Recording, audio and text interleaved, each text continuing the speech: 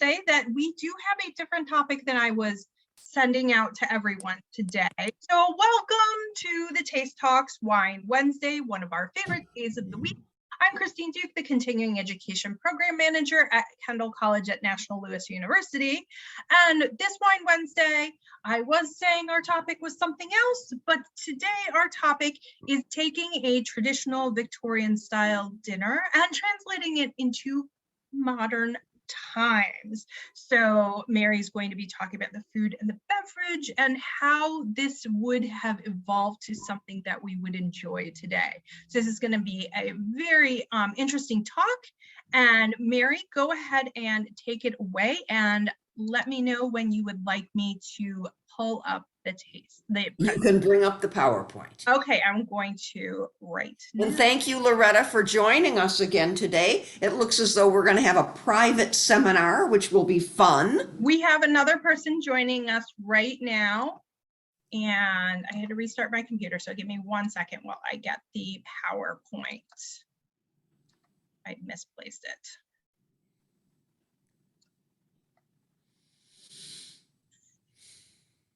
Oh, there's Mom. Yeah.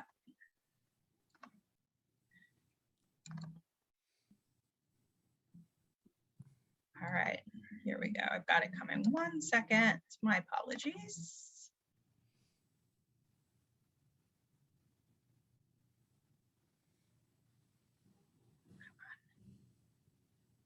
Oh, it's being finicky.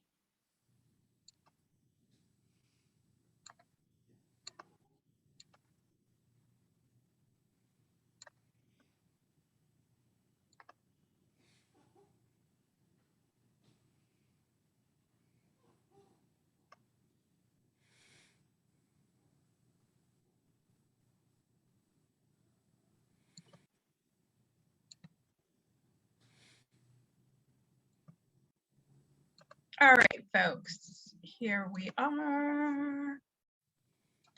So as I mentioned before, this is a little bit of a different topic than I was originally announcing for today. So Mary is going to be talking about fine dining from Victorian times compared to today. So go ahead, Mary. Great. Thank you, Christine. Thank you, Loretta and Gemma, for joining us.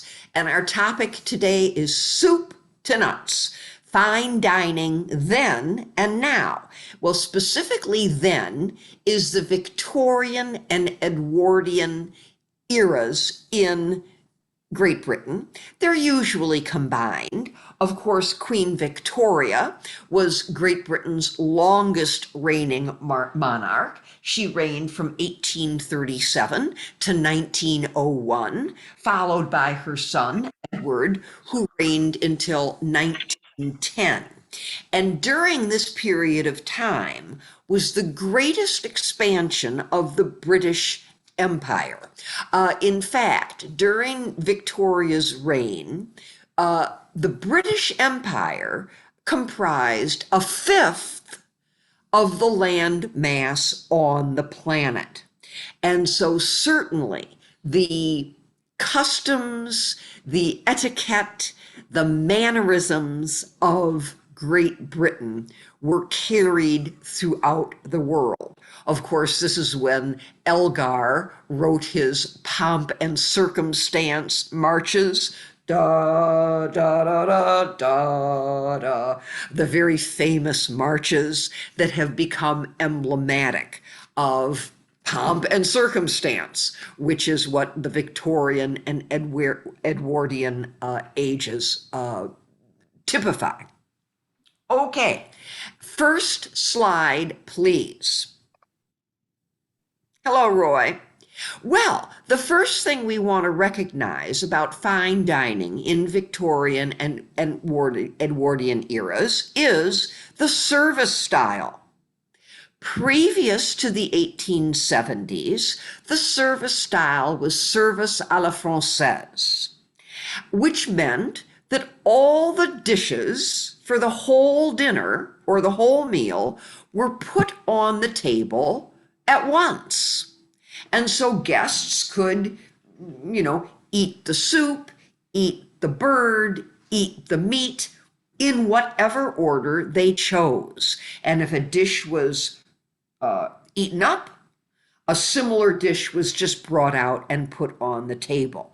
In about 1870, we see a shift to service à la Russe, which is the service that we're used to. In other words, a server brings a course at a particular time, and when the people are done, the server removes that course and brings another course. Also in service à la Russe, we do see tableside preparation of things that are flambéed, things that are tossed tableside. So if you have a fine dining event, you can decide, do you want your dinner to be service à la française, which might be similar to family style today, or do you want it to be service à la Russe, which means that one course is followed by another course in a specific order. Okay, next slide, please. Well, of course, the British Isles are surrounded by seas and surrounded by seafood. And of course, cockles and mussels, made famous by the song Molly Malone, cockles and mussels, alive, alive, oh. Cockles and mussels were a mainstay at table. And it was a very traditional starter appetizer to serve a cockle, which is a bivalve of which oysters are a member. So oysters were a very traditional starter. And of course, the oysters would be complemented with the new drink, the new trendy drink, champagne. Well, champagne had been invented, so to speak, by Dom Pérignon in the 1700s. But it wasn't until the mid-1800s that the veuve, the widow, the Veuve Clicquot, refined the champagne method to pull impurities and to pull the spent yeast cells out of the bottle to make a clear liquid. Previous to the Veuve Clicquot, you'd pour a bottle of champagne and it would bubble, but there'd be all sorts of sediment and old yeast, and so you'd see gunk floating in your wine. Well, that didn't matter too much in the 1700s because people drank out of tankards, metal and ceramic vessels, so you couldn't see. But in the mid-1800s, Britain repealed their glass tax, which had made glass production really prohibitively expensive. And so between the repeal of the glass tax, which allowed people to drink out of the glasses that we know today, and the Veuve Clicquot's refinement of champagne, champagne was like the flavored soda water of the day. Everybody was drinking champagne. Well, I didn't think there was much precedent. To me, the idea of champagne and oysters doesn't sound too good. But doing a little research, it seems that a study conducted by the University of Copenhagen, published in Decanter on December 2nd, 2020, has found that there's a commonality between champagne and oysters, and that is umami, that fifth flavor sense. You know, we've got sweet, we've got sour, we've got bitter, and we've got salty. Well, about 50 years ago, we learned we had a fifth sense called umami, which is kind of a savory, a mushroom is the primary example of umami. And it turns out that both champagne and oysters have this element in them. And so champagne and oysters are, in fact, a good pairing. Next slide, please.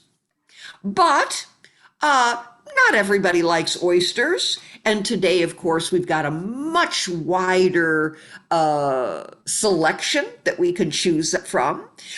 We've got delicious smoked salmon. We've got brie cheese that we can make into a baked brie. You could even wrap that baked brie in pastry crust, which is so delicious.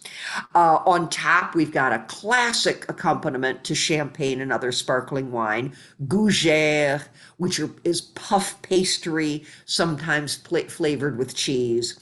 And then, of course, we have sushi and sashimi, which are wonderful complements to champagne and other sparkling wines. Next slide, please.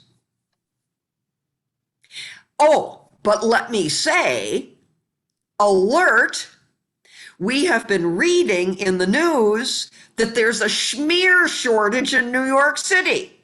Yeah, can you imagine? What next? I hope it doesn't come to Chicago.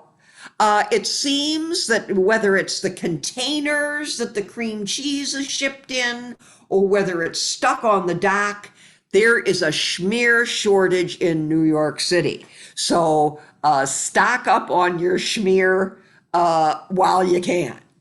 Okay, next slide, please. Of course, speaking of glasses, in the 1800s and early 1900s, you would have consumed your champagne out of a coupe. A coupe meaning cup, a relatively flat glass, and it would have been very ornamented and engraved, not only because it's pretty, but it would hide a lot of impurities in the wine. Well, today we want to serve our sparkling wine out of flutes. Of course, today our wine is very clean. It's been filtered, possibly filtered a little too much, but it's very, very clean. And you want to see the beautiful bubbles, and the flute's shape directs the bubbles straight up, and the small opening directs the delicate aromas of champagne right to your nose.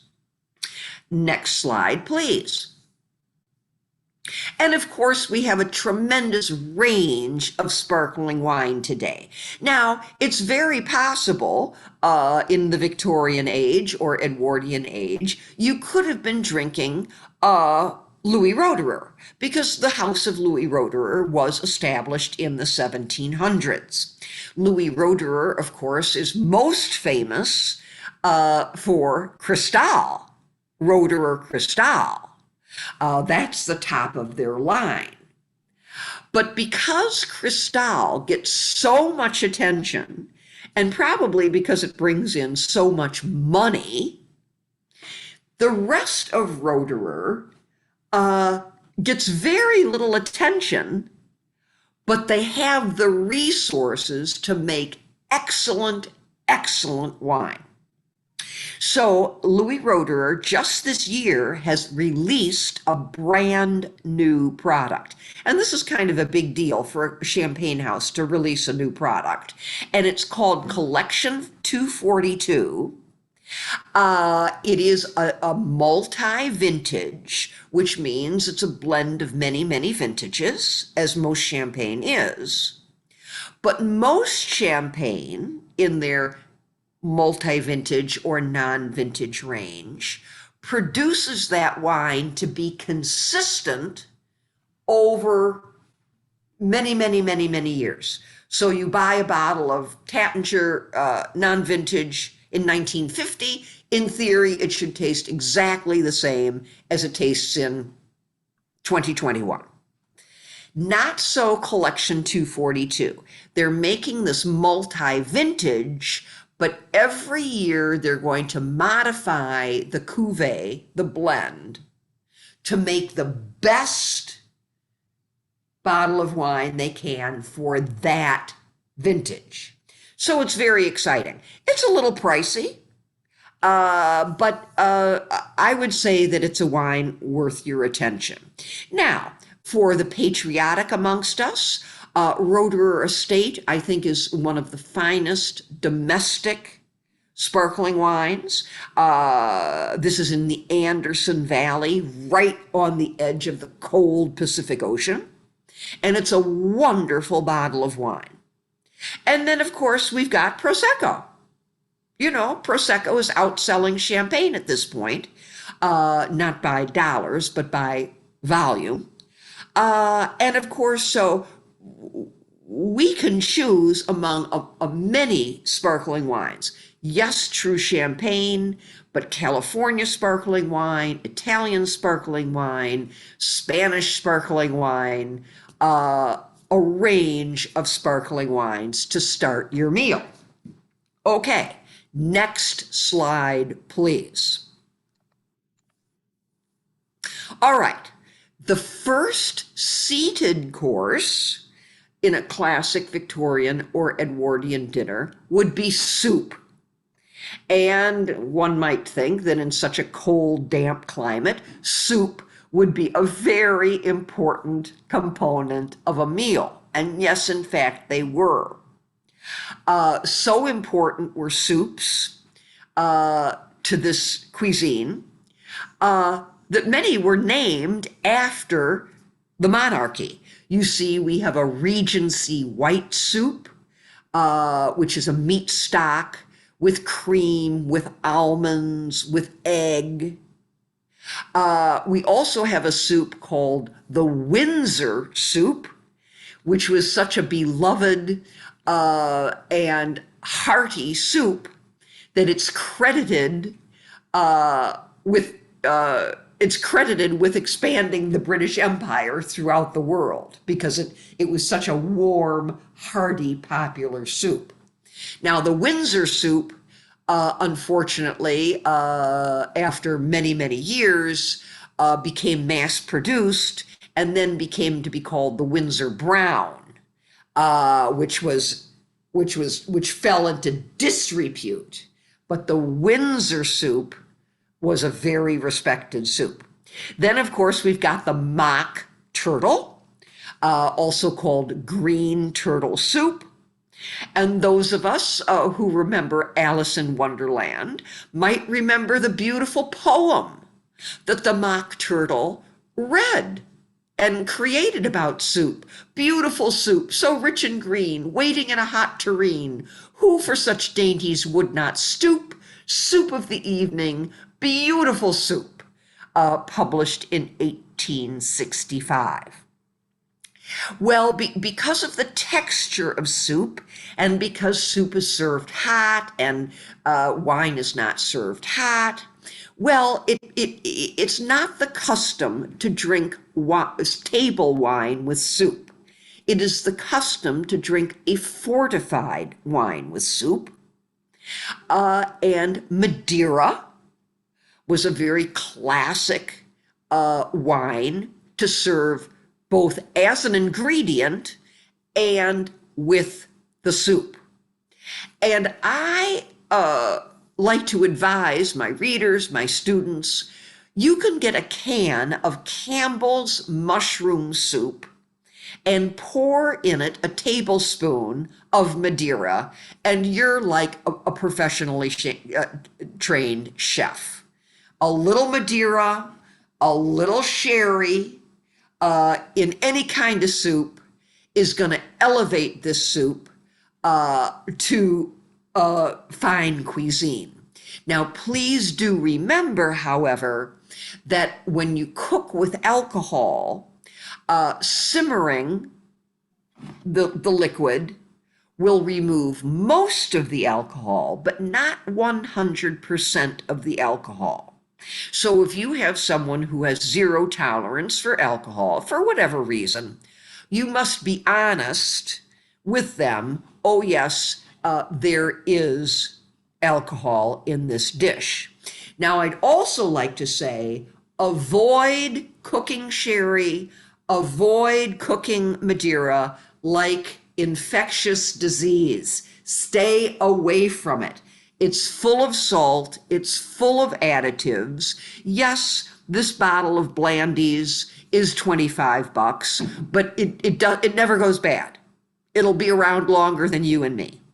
And so I really disadvise using cooking wine because it's bad for you, frankly. It's bad for you.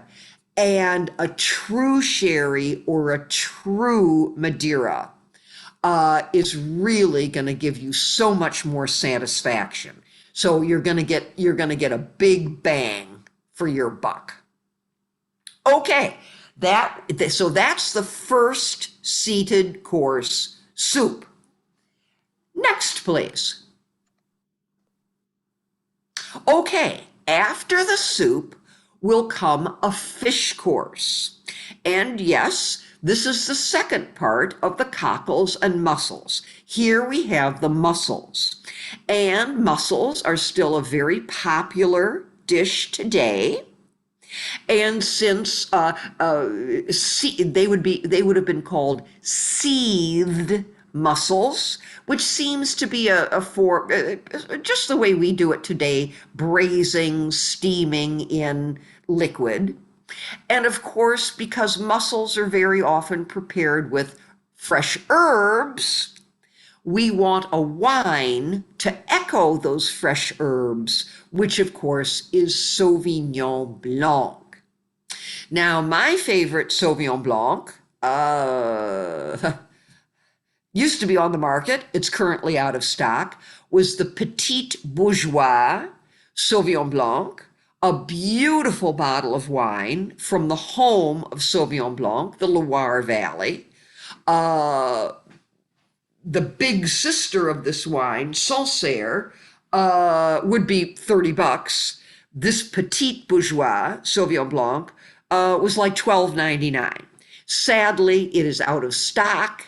I don't know, who knows? When things go out of stock, who knows why? Hopefully, maybe we just have a vintage disruption, hopefully. Now, here's a new Sauvignon Blanc that I've tasted. And yes, once again, this is an occasion wine. This is $60. I really didn't want to like this wine. The bottle is very, very heavy, which adds cost.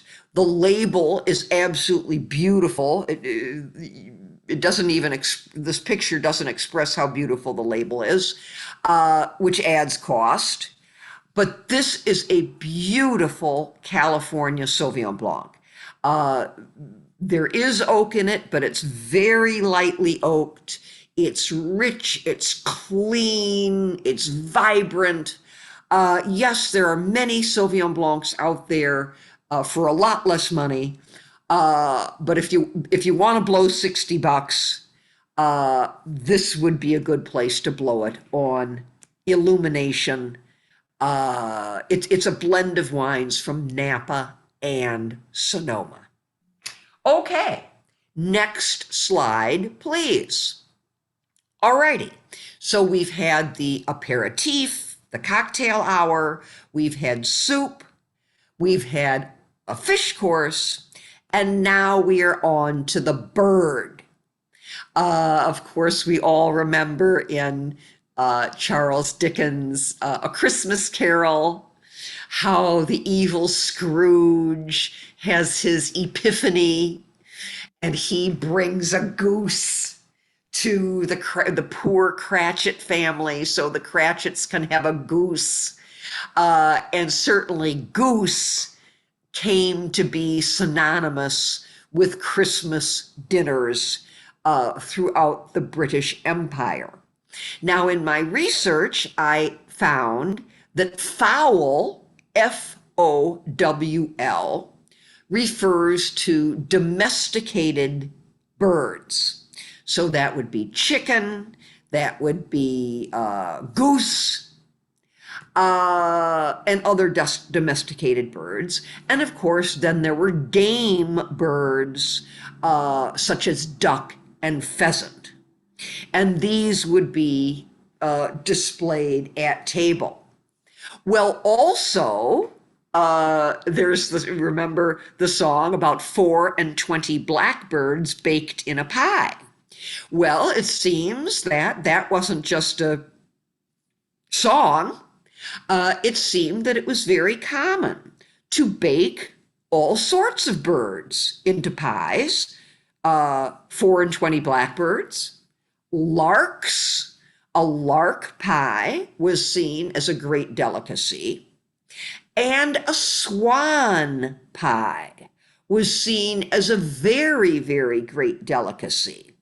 And in fact, it was a very exclusive delicacy because as of 1482, all the swans in the British Isles were owned by the monarch and landed gentry.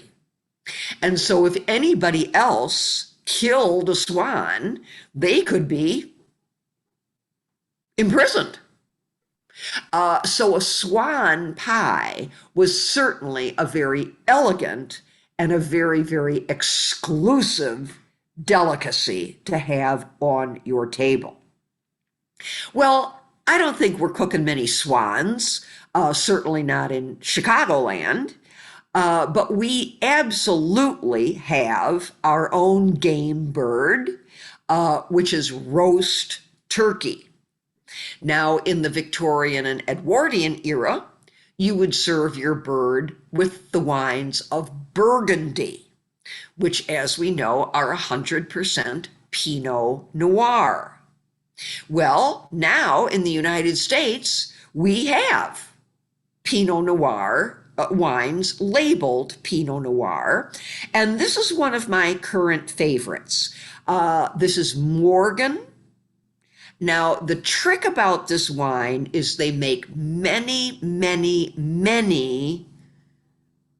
they source their fruit from many different vineyards, and there's a wide range of prices. The Monterey seems to be the least expensive, and golly, it's awfully good. It's just a straight ahead California Pinot Noir. It's got beautiful cherry fruit. There's a little bit of oak in there, but it's way in the background. And so any bird prepared with fruit sauce, quail with cherries, duck very often with orange sauce, but you could certainly serve duck with a berry sauce, and certainly turkey with cranberries. Pinot Noir is the way to go. Okay, next slide, please. Well, so you've had your champagne and oysters. You've had your soup. You've had your fish course. You've had your bird course. And now you're on to the main attraction, the meat. The meat of choice in the British Isles was mutton, which is sheep. We eat a lot of sheep here in this country, but mutton is a mature sheep. Mutton, at least in the British Isles, is defined as a sheep from 1 to 4 years old. And the finest cut would be the haunch. I guess that would be the loin, I think. The haunch. Here we have different pictures of, let's see, the roast haunch is number 2. Is that right? I guess so. Number 2 is the haunch. Okay. And of course, with your haunch of mutton, you would serve the wine that was synonymous with Great Britain all over the world, which was called claret. Claret was the name given to red Bordeaux. No one really knows why red Bordeaux got that name. Was it called claret because the technology allowed claret to be clear, and it was one of the clearest wines available throughout the world. Was it called claret because at a certain point of time there was one little grape called claret that was included in Bordeaux? There's no real definitive answer why the red wines of Bordeaux were called claret, but they were. And of course, as the empire grew, oh, and I should remind you, we have discussed this in previous taste talks, from the marriage of Eleanor of Aquitaine, which encompassed the town of Bordeaux, and Henry II of Great Britain, Bordeaux fell under British sway and was controlled by Great Britain up until the 1600s.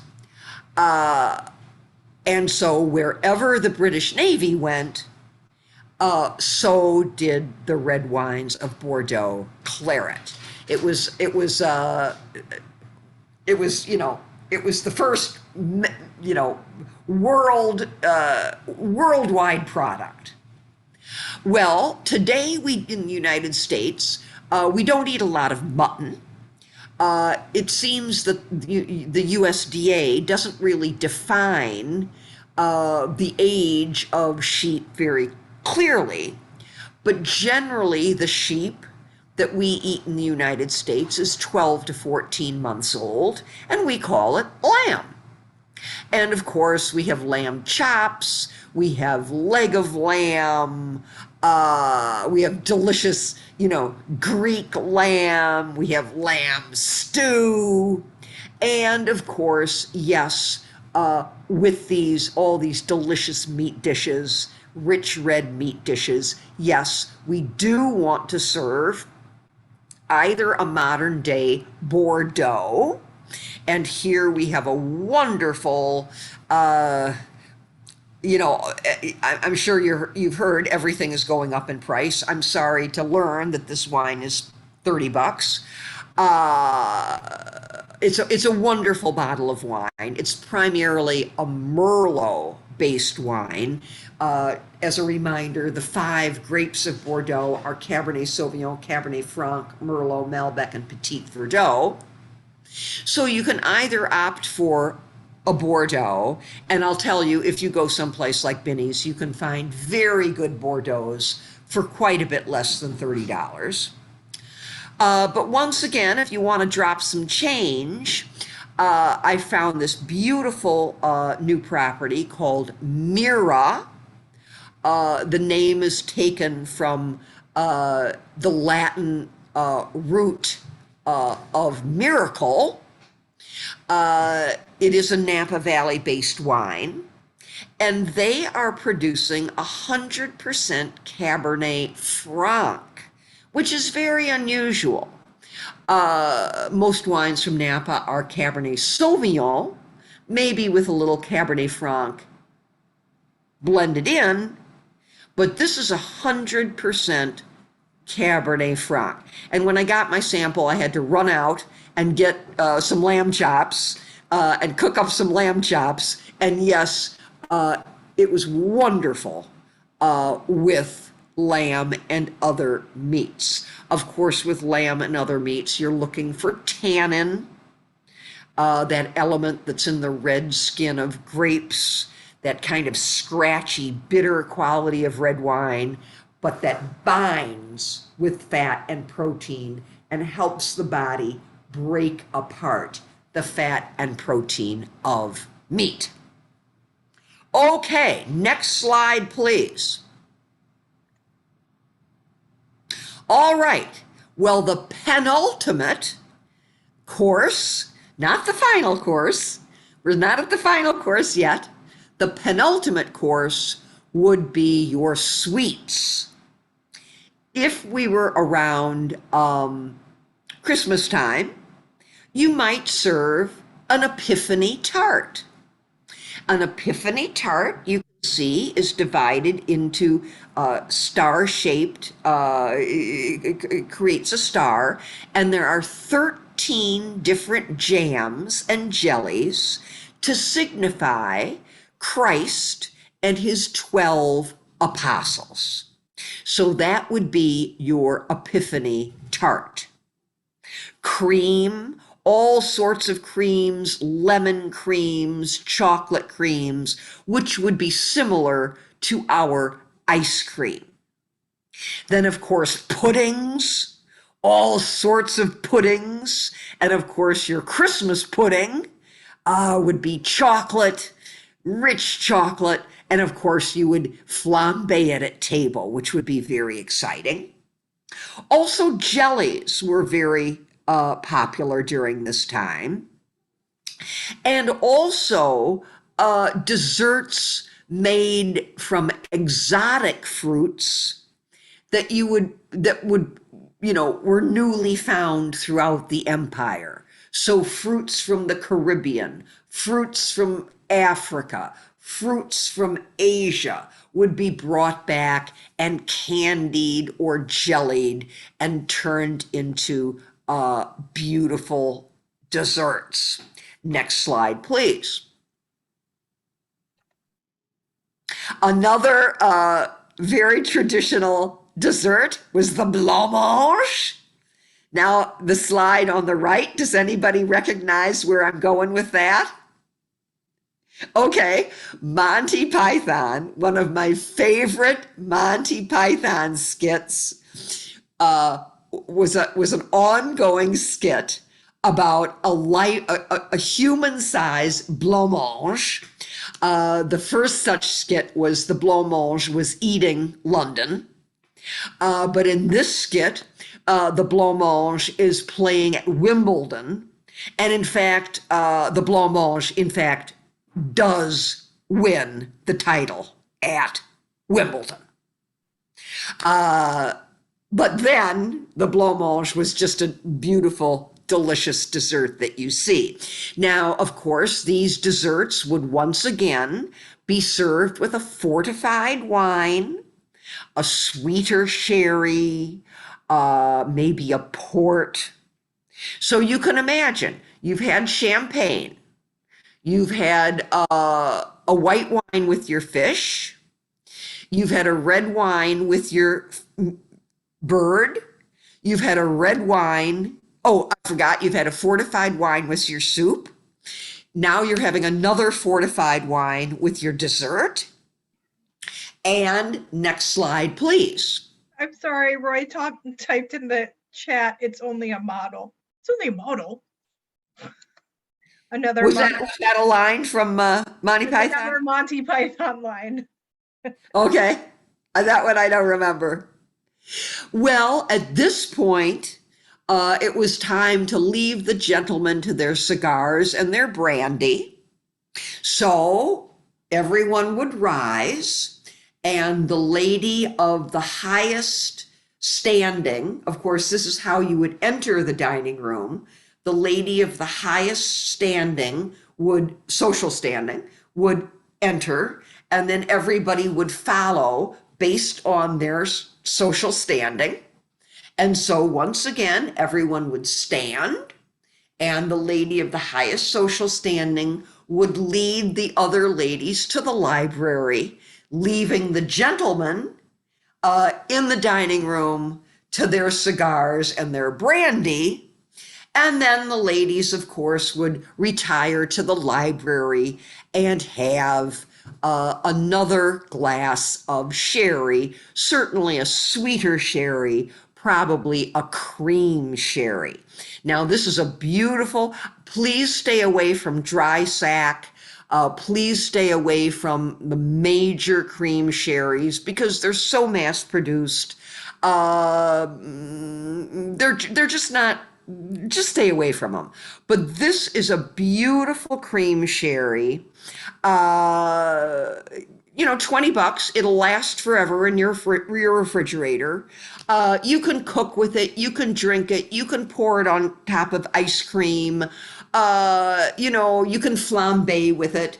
Yes, it's $20, but as I say, a much bigger bang for your buck than with a dry sack or a mass-produced cream sherry.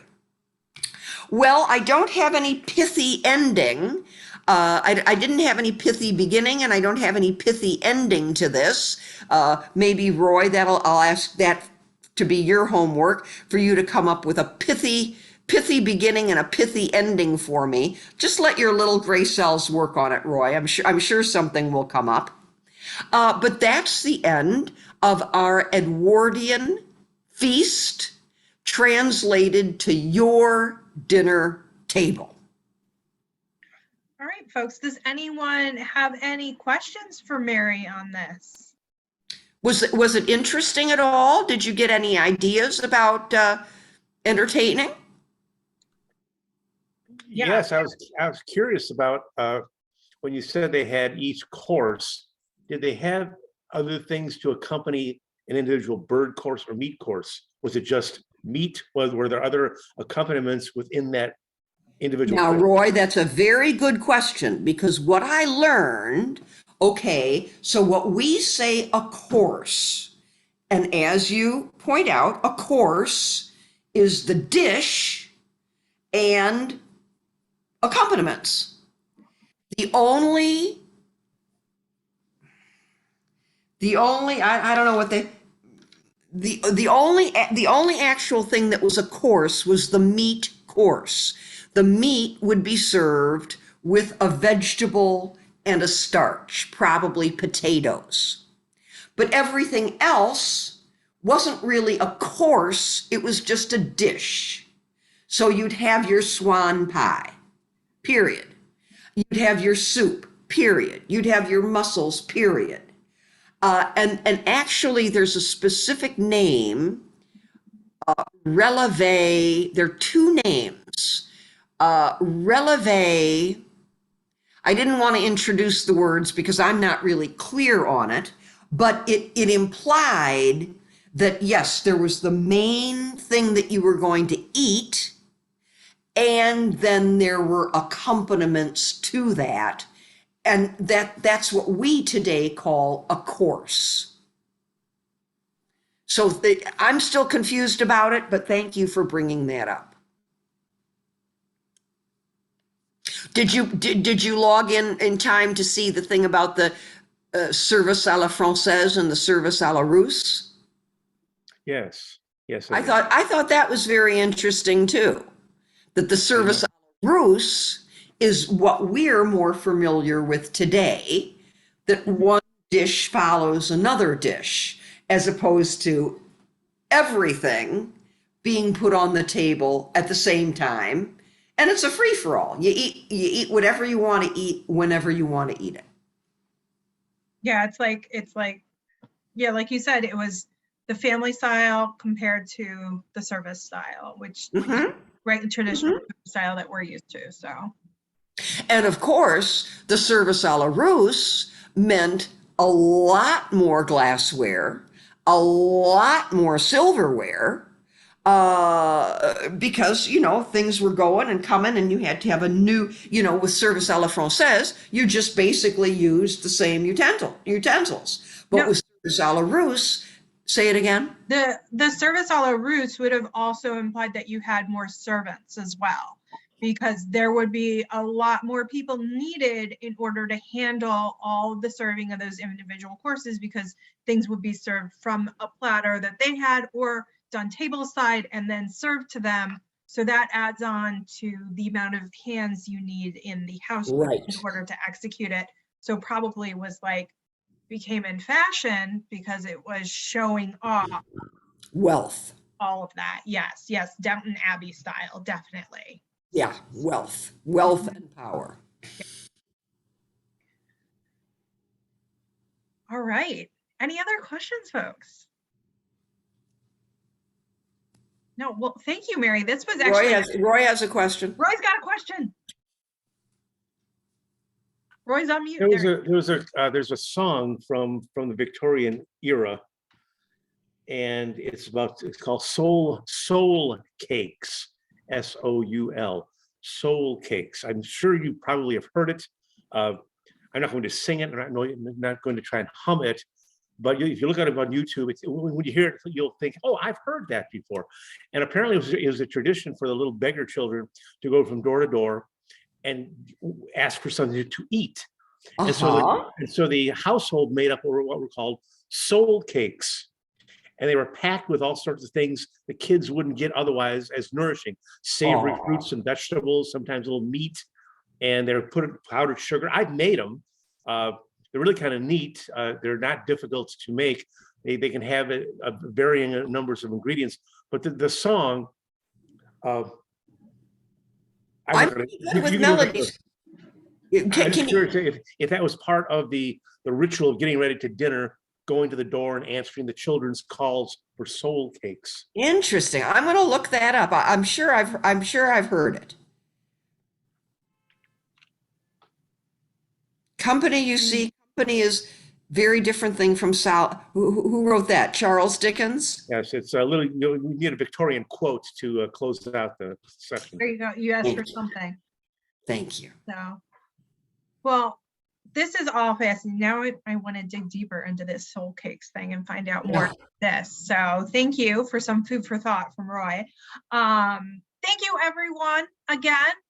This was delightful, as is always with Mary Ross. We had originally been teasing winter wines to all of you, and I know that might have been the reason why some of you came tonight, so I hope you enjoyed today's presentation. Mary and I were discussing, and we believe that we are going to host the Winter Whites Taste Talk on Monday, December 20th. So we will close out the year of Taste Talks with winter. And did I say winter whites again? I keep doing that. Winter wines. My mind keeps going to fashion and not wine. I don't know why.